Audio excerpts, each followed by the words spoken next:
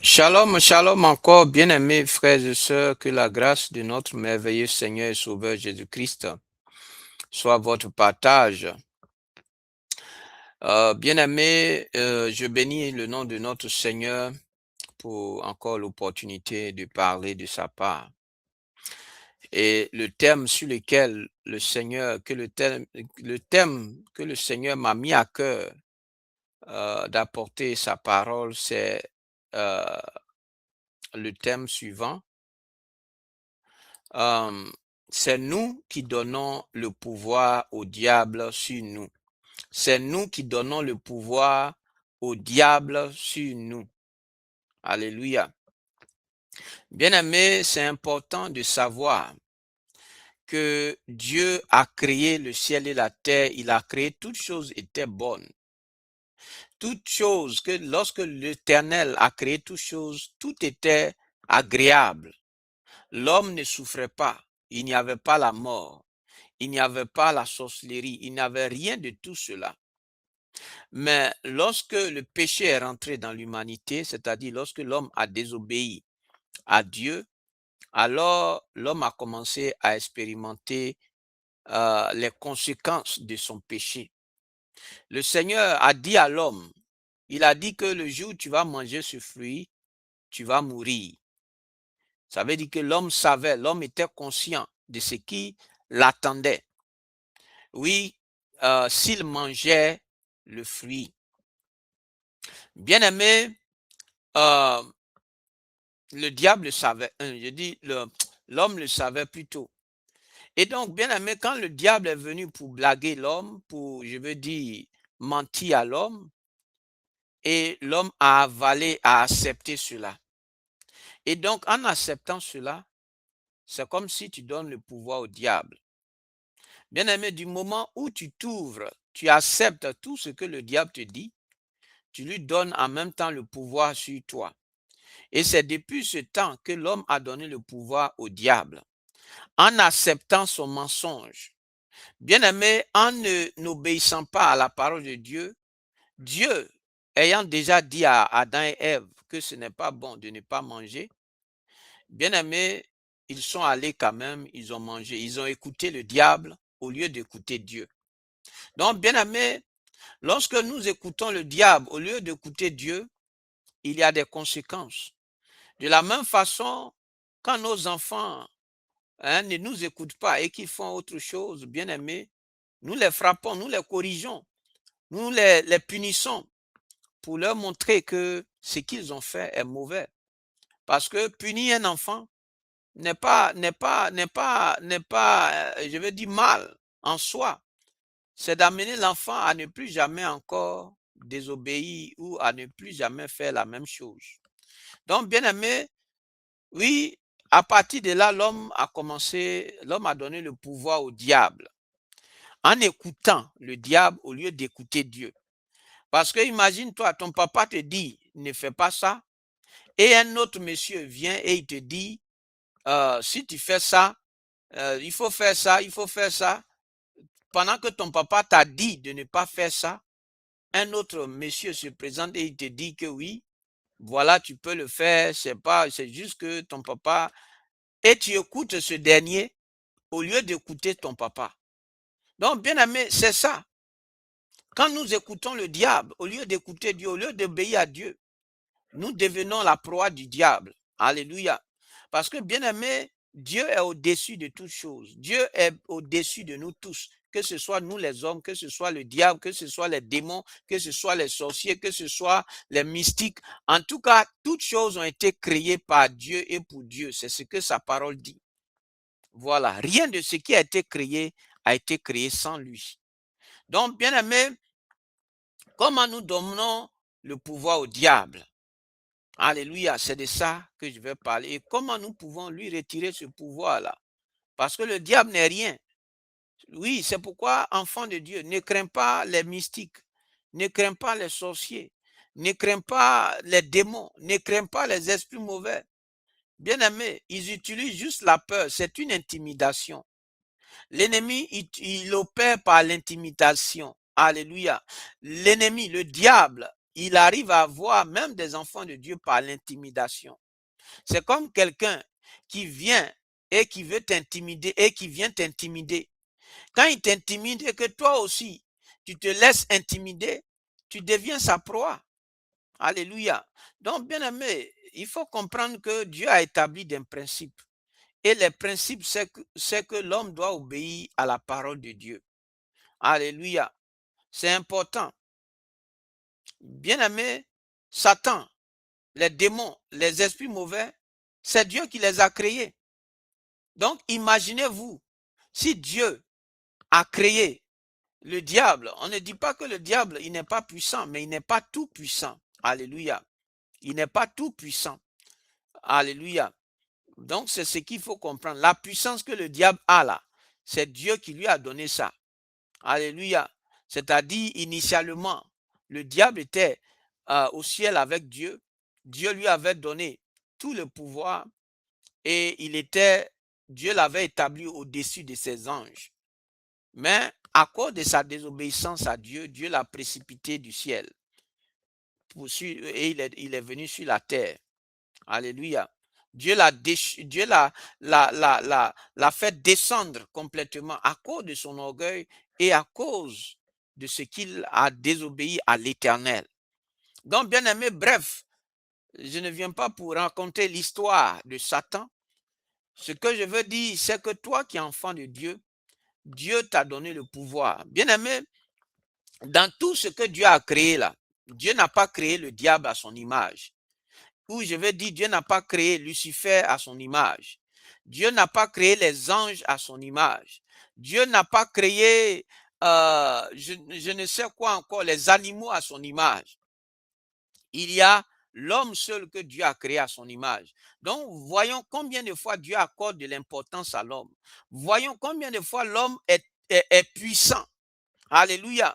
Parce que si Dieu est tout puissant et que nous sommes l'image de Dieu, c'est qu'en réalité, l'homme aussi, il a un pouvoir, pas possible.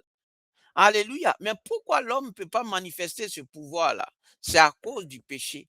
C'est à cause de la désobéissance de l'homme que l'homme devient quelqu'un qui est sans pouvoir. Et c'est parce que l'homme, en péchant là, tu donnes le pouvoir au diable. Le fait de pécher là, c'est le pouvoir que tu donnes à Satan.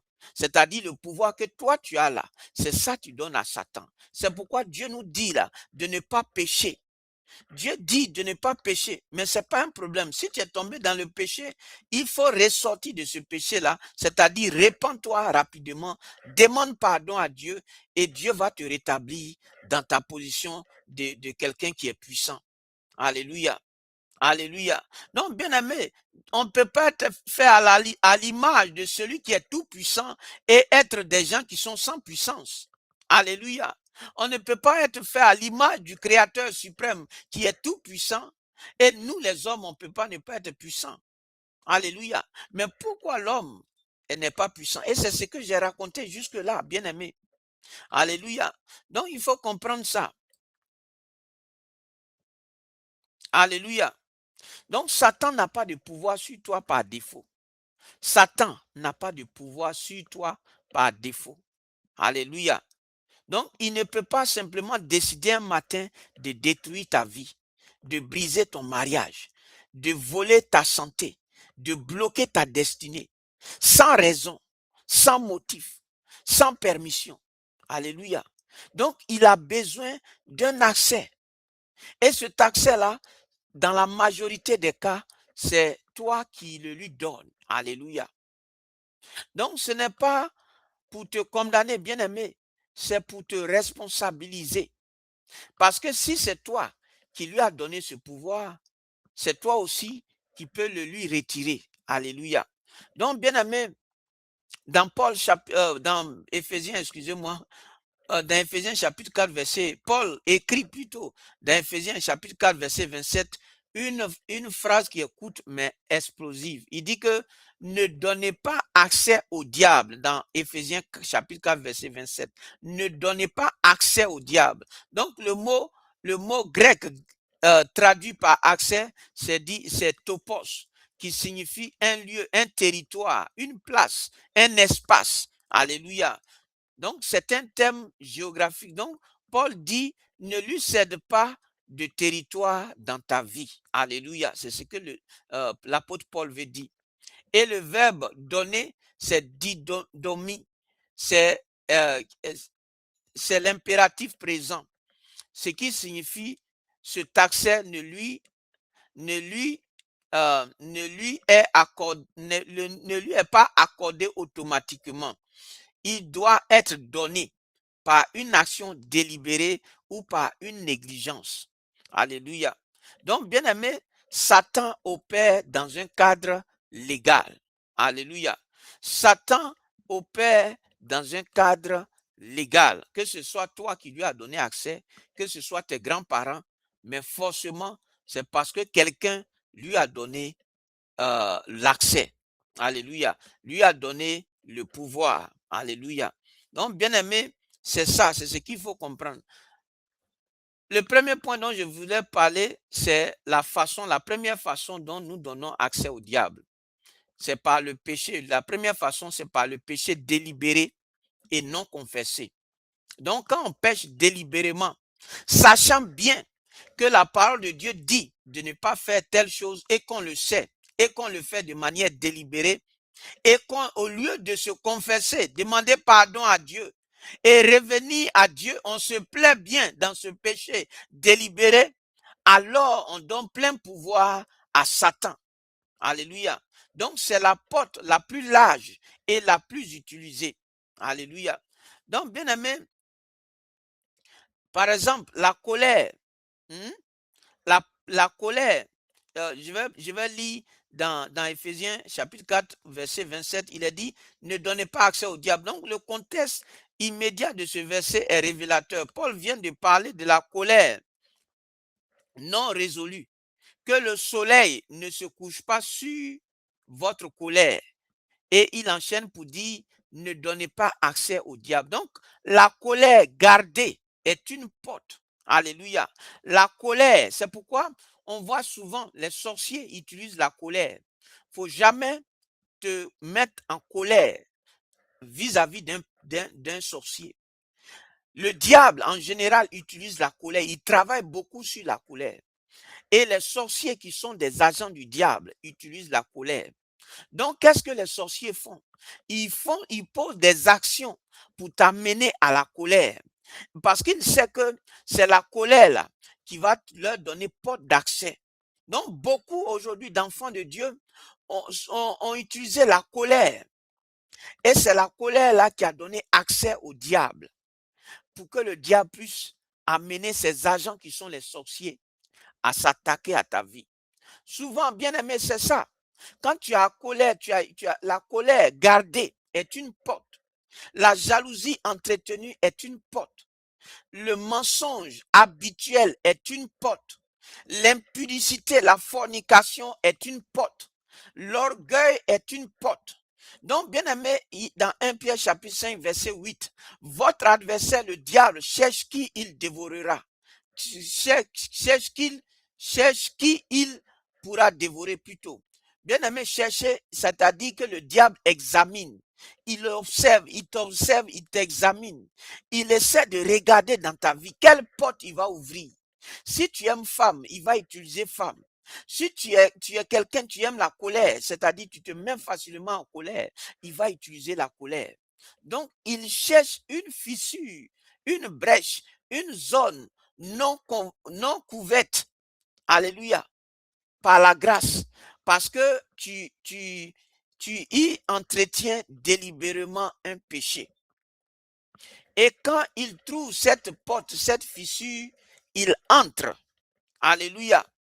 Oui, bien aimé, les démons qui possèdent les gens, ce n'est pas en vain qu'ils sont rentrés. Il y a une action toujours qui donne accès au diable à ta vie. Il y a toujours une action que tu as posée qui a donné accès au diable. En tout cas, il y a toujours une action qui est posée qui donne toujours accès au diable. Alléluia. Donc, chaque péché non confessé est un bail signé en faveur de l'ennemi sur un territoire de ta vie. Dans 1 Jean chapitre 1 verset 9, si nous confessons nos péchés, Dieu est fidèle et juste pour nous les pardonner et pour nous purifier de toute iniquité. Dieu n'a pas de problème que tu sois tombé dans le péché, mais c'est demeurer dans le péché et ne pas confesser, entretenir ce péché-là. C'est ça qui est un problème. Sinon, quand tu pêches là, il y a un temps, c'est pas immédiatement que tu pêches que le diable vient t'avoir, mais Dieu donne ce temps-là. Souvent, quand tu pêches là, il y a des gens, ils sont dans l'église, hein, ils pêchent, mais Dieu ne fait rien, il ne les frappe pas parce qu'il leur donne l'occasion de se repentir et il ne permet pas que le diable puisse accéder dans leur vie. Parce que le temps que Dieu leur donne là, c'est le temps de grâce. C'est le temps que Dieu te donne pour abandonner ce péché et revenir à lui, Dieu, et lui demander pardon. Bien aimé, c'est ce temps-là. Et donc, ce temps-là, Dieu utilise ça et il empêche au diable de pouvoir détruire ta vie. Sinon, imaginez-vous, si du moment où tu pêches, le diable détruit en même temps ta vie, est-ce que tu auras l'occasion de te repentir? Donc, bien aimé, il faut voir que quand le diable rentre en scène, c'est parce que ce péché-là, tu l'as entretenu pendant un bon moment. Parce que le temps que tu as pris pour entretenir ce péché-là, c'était ce temps que Dieu t'a donné pour te repentir et revenir à lui, Dieu, et te confesser et abandonner ce péché. Et c'est pourquoi immédiatement, quand tu pêches, le diable ne peut pas immédiatement t'anéantir. Parce que c'est le temps aussi que Dieu te donne pour te repentir. Maintenant, si Dieu te donne ce temps pour que tu puisses te repentir et que toi, tu prends ce temps pour toujours demeurer dans ce péché et pécher contre Dieu, bien aimé, en ce moment, Dieu enlève sa main. Alléluia. En ce moment, Dieu enlève sa main. Et en ce moment, tu deviens la proie du diable. Alléluia. La deuxième façon, bien aimé, c'est par le refus de pardonner. Oui, c'est peut-être la porte la plus commune dans l'église et la moins reconnue, bien aimé. Dans 2 Corinthiens chapitre 2 verset 11, afin que Satan n'abuse pas de nous, car nous n'ignorons pas ses desseins, ses intentions. Alléluia. Donc, bien aimé, l'amertume non pardonnée est une invitation légale pour Satan. Toi qui as rancune, qui as rancœur dans ton cœur, c'est pourquoi le Seigneur dit que le soleil ne se couche pas sur ta colère, sur ton amertume, sur ta rancune. Alléluia. Bien aimé, tu as de l'amertume parce que quelqu'un t'a blessé, il t'a humilié. Et tu gardes cette rancune, cette amertume dans ton cœur. Bien aimé, en entretenant cela, tu donnes libre accès à Satan de venir détruire ta vie. Dieu ne veut pas que l'ennemi se serve de cela. C'est pourquoi il te dit de pardonner. Quelle que soit l'ampleur, quelle que soit la douleur, Dieu te demande de pardonner. Pourquoi? Parce qu'il ne veut pas que cette rancune, cette amertume puisse donner libre accès à Satan sur ta vie et te détruire. Alléluia. Bien aimé, il faut comprendre cela. Il faut pardonner à ceux qui t'ont offensé, afin que Dieu aussi te pardonne tes péchés. Bien aimé, la troisième façon, c'est par nos paroles négatives sur nous-mêmes et nos familles. Bien aimé, ce que tu sors de ta bouche là, il faut fermer ta bouche un peu. Tu es là, tu es en train de dire, ah, moi je ne peux rien dans notre famille. Il faut fermer ta bouche un peu. Il faut dire les choses positives. Il ne faut pas sortir ces paroles. Parce que le diable, en le disant là, c'est sur ta parole que le diable aussi va agir. Tu lui dis que c'est lui qui est le maître de ta vie. En disant que c'est les sorciers, c'est comme si tu es en train de lui donner libre accès. Alléluia. Donc, bien aimé, ce que tu sors de ta bouche là, fais très attention à ce que tu sors de ta bouche. Car tes paroles là, si tu dis que moi là, dans la vie là, vraiment, est-ce que moi je vais devenir bien aimé, c'est sur cette parole que tu as sorti de ta bouche que l'ennemi va bloquer ta vie. Alléluia. C'est sur cette parole que tu as sorti de ta bouche parce que le diable ne peut jamais agir si toi-même tu ne lui donnes pas accès. Alléluia. Bien aimé, il faut comprendre cela. La quatrième façon, c'est par les portes occultes et les alliances ancestrales. Par les portes occultes et les alliances ancestrales. Les portes occultes, pourquoi? Toi, tu es dans l'église et tu as encore talisman sur toi. Tu as talisman sur toi. Tu as des trucs que tu dis que tu as, selon toi, tu appelles protection. Si Dieu qui est au-dessus de toutes ces choses ne te protège pas, c'est pas, je vais dire ici, lui il est là, c'est ça là qui, c'est talisman ou je ne sais quoi qui va te protéger. Non. La vraie protection vient de l'Éternel. C'est pourquoi la parole de Dieu dit, si l'Éternel ne garde la maison, ceux qui la gardent en vain. Parce que la vraie protection vient de l'Éternel. Alléluia. Bien-aimé, c'est ça. Quand tu te mets dans les choses occultes, que tu lis les livres de magie et mystique, tu es en train d'ouvrir des portes. Oui, bien-aimé, les alliances ancestrales. Tout ça, c'est pour ça que le Seigneur est venu, que son sang a coulé. Parce que sa parole dit qu'il n'y a maintenant plus de condamnation pour ceux qui sont en Jésus. Alléluia. Car la loi de l'esprit de vie en Jésus-Christ nous a délivrés de la loi du péché, de la loi de la malédiction, des alliances ancestrales. Alléluia. Donc, bien aimé, dans 1 Corinthiens chapitre 10, verset 21, vous ne pouvez boire la coupe du Seigneur et la coupe des démons. Alléluia. Bien-aimé, il faut comprendre cela. La cinquième façon, bien-aimé, c'est par ce que nous regardons et ce que nous écoutons. Bien-aimé, les portes d'entrée, là, faut pas regarder du n'importe quoi et écouter du n'importe quoi. Il y a des chrétiens qui regardent des films qui ne sont pas supposés regarder, qui écoutent des musiques qui ne sont pas supposés écouter. Ils sont devenus chrétiens, mais ils écoutent toujours ces musiques-là. Bien-aimé, ceux qui ont fait ces musiques-là, ils ont travaillé spirituellement sur ces musiques. Est-ce que tu le sais? Ils sont allés signer des pactes avec le diable pour faire ces musiques-là, pour qu'ils puissent prospérer dans ces musiques-là. Et toi qui es chrétien, tu écoutes toujours ces musiques. C'est des portes d'entrée. Alléluia. Tu es en train d'ouvrir, c'est des portes d'entrée que tu es en train d'ouvrir sur ta vie. Alléluia. Donc, bien aimé, du moment où tu deviens chrétien, tu n'écoutes plus n'importe quoi, n'importe comment. Tu ne regardes plus n'importe quoi, n'importe comment.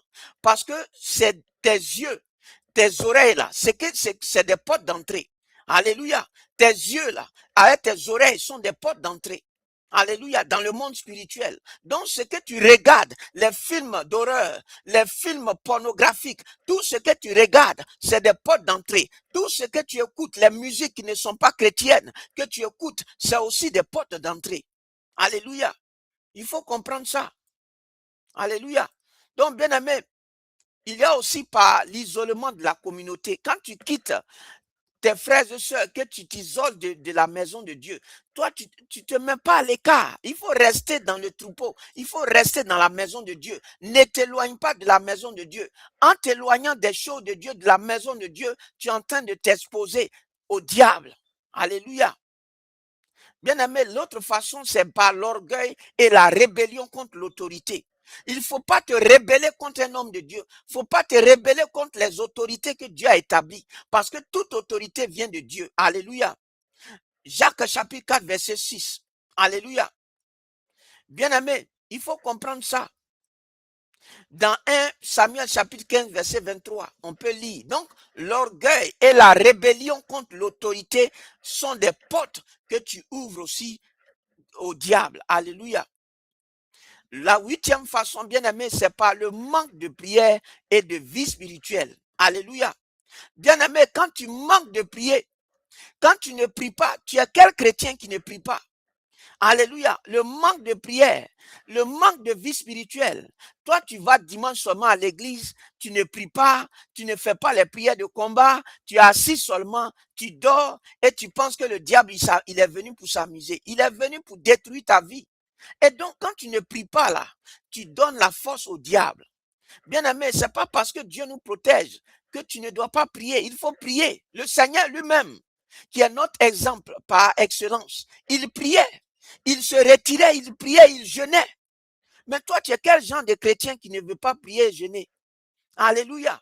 Tu es quel genre de chrétien qui ne veut pas prier et jeûner et tu veux que le diable te fasse cadeau? Alléluia. Donc, bien aimé, je vais m'arrêter là. Le message est long, mais il faut prendre le temps de l'écouter. Parce que tu ne veux pas donner le pouvoir à Satan sur ta vie. Alors écoute ce message et mets cela en pratique et tu auras toujours la victoire sur le diable et sur tous les démons, les esprits mauvais et même les sorciers. Bien-aimés, que Dieu te bénisse. Shalom.